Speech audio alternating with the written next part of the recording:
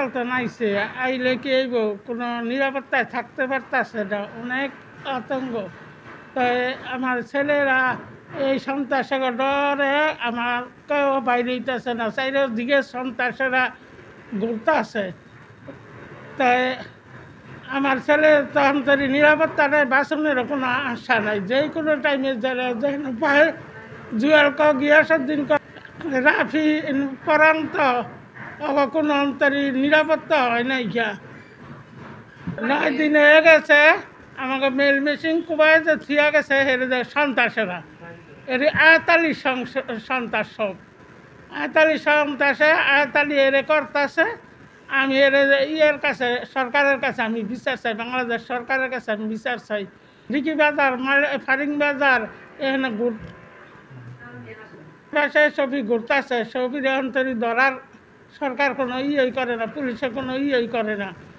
ছবির ডরে তো আমাকে ছেলেরা নাইনাতরা গর্তন বাইরে হইতারে না, রাত্রে যে কে কই থাকে হেরে কইতে পারি না। আমি মোহাম্মদ শফি, উনি আমার কাকা আর কি। আর সেই জায়গায় লোক আনছে, তারপর হইছে আপনার পাগলা আছে, তারপর শাকিল আছে, আর ওই লোক আপনার 4 জন জনের মেইন আসামি। এই যে কি জানি ওসমান দেওয়ান আর কি, এই 4 জন হয়েছে আর কি মেইন আসামি।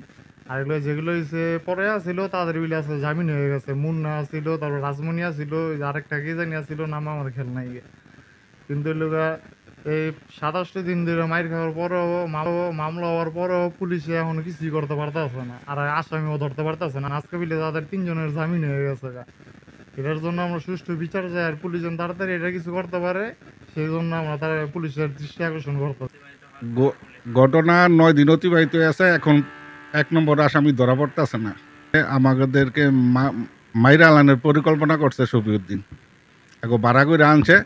আমরা হাসপাতালে যাওয়ার পরেও আমাকে বাড়িতে 2বার করে হামলা করছে, বেড়া বুড়া সব কোপায় ঠোপায় সব নষ্ট করছে। আমরা শফিউদ্দিনের ধরতে চাই, প্রশাসনের কাছে এটুকুই অনুরোধ।